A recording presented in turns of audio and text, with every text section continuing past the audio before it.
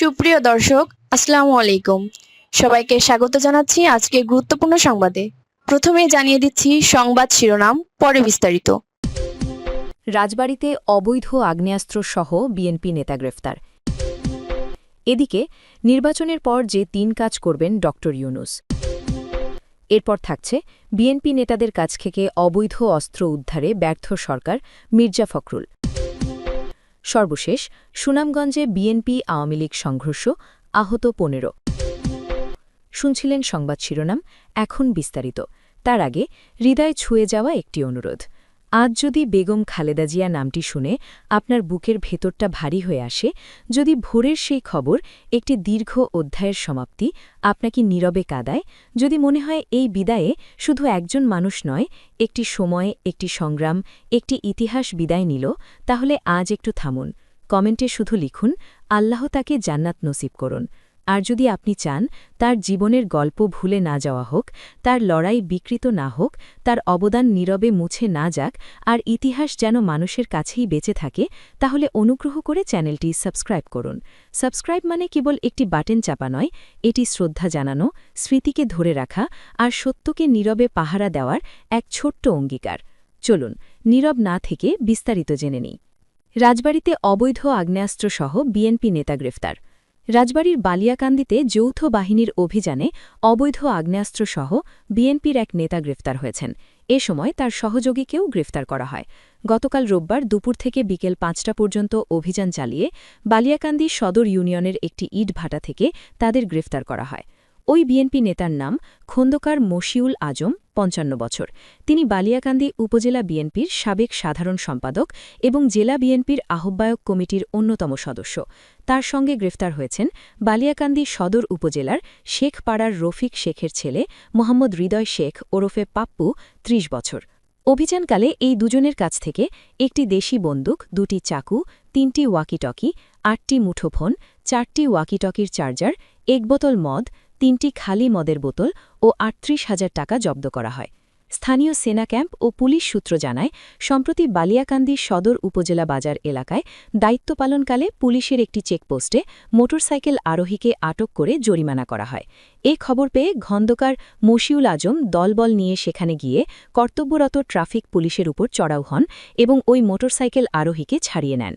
এই ঘটনায় সরকারি কাজে বাধা দেওয়া সহ পুলিশের উপর হামলার অভিযোগে গত ১৭ ডিসেম্বর ট্রাফিক পুলিশের উপপরিদর্শক খায়রুল ইসলাম বাদী হয়ে বালিয়াকান্দি থানায় একটি মামলা করেন।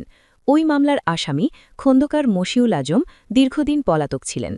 এছাড়া খন্দকার মশিউল আজমের বিরুদ্ধে গত ৫ই আগস্ট বালিয়াকান্দি সদর উপজেলার দুবলাবাড়ি জামিয়া ব্রিক্স নামের একটি ইটভাটার মালিক মোহাম্মদ সাব্বির হোসেনকে তাড়িয়ে দিয়ে ইটভাটাটি দখলে নেওয়ার অভিযোগ রয়েছে। তার বিরুদ্ধে থানায় নারী ও শিশু নির্যাতন, বিস্ফোরক দ্রব্যের মামলা, চাঁদাবাজি, মারামারি, হত্যাচেষ্টা, সরকারি কাজে বাধা প্রদান, সন্ত্রাসী কর্মকাণ্ড সহ মোট ১৮টি মামলা আছে। গতকাল দুপুরে দুবলাবাড়ি ইটভাটার অফিসে বসে মশিউল আড্ডা দিচ্ছেন এমন গোপন সংবাদের ভিত্তিতে রাজবাড়ীর সেনা ক্যাম্পের একটি দল সেখানে অভিযান চালায়। অভিযানে আগ্নেয়াস্ত্র, ওয়াকিটকি, মাদকসহ দুজনকে গ্রেফতার করা হয়।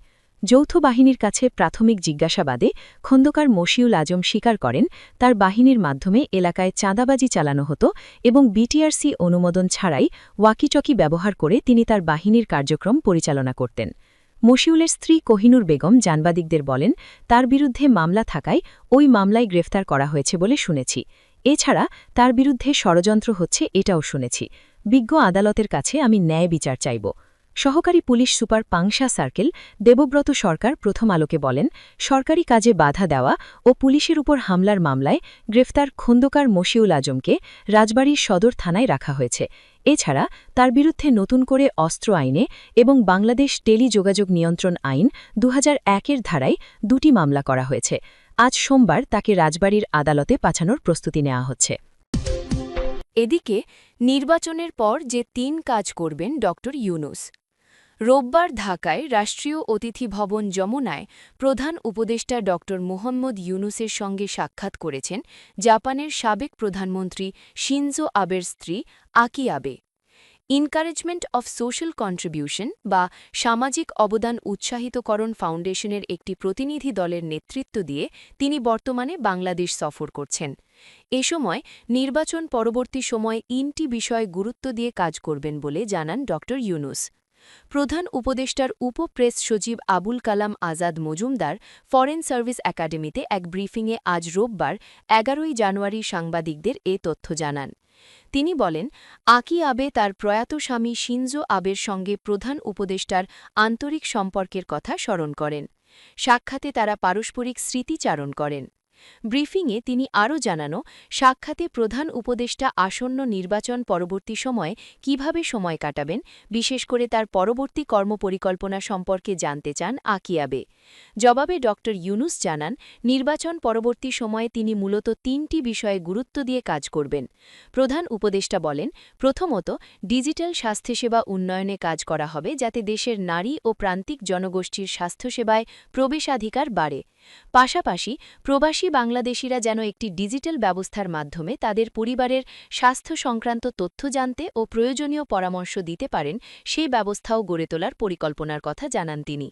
দ্বিতীয়ত, তরুণদের উন্নয়ন ও তরুণ উদ্যোক্তা তৈরির কার্যক্রম আগের মতোই অব্যাহত থাকবে বলে জানান ড ইউনূস। তৃতীয়ত, এসডিজি সংশ্লিষ্ট কার্যক্রমও তিনি ধারাবাহিকভাবে চালিয়ে যাওয়ার কথা বলেন।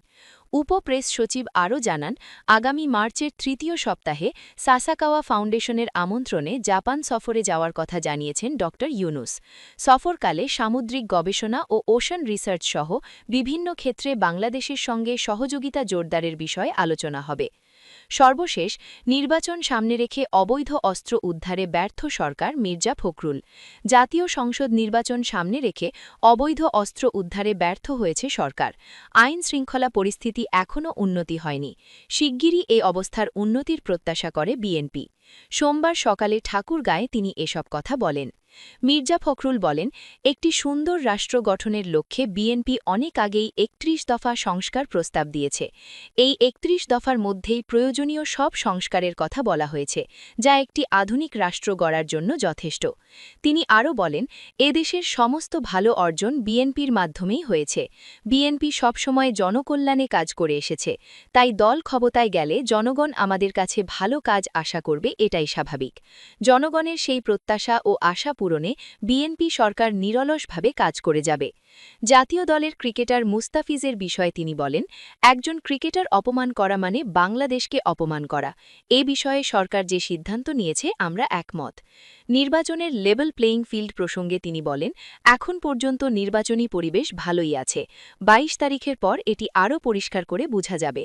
বিএনপি সরকার গঠন করলে তিস্তা সহ বিভিন্ন নদীর ন্যায্য হিস্সা ভারতের কাছ থেকে আদায় করা হবে বলেও জানান মির্জা ফখরুল।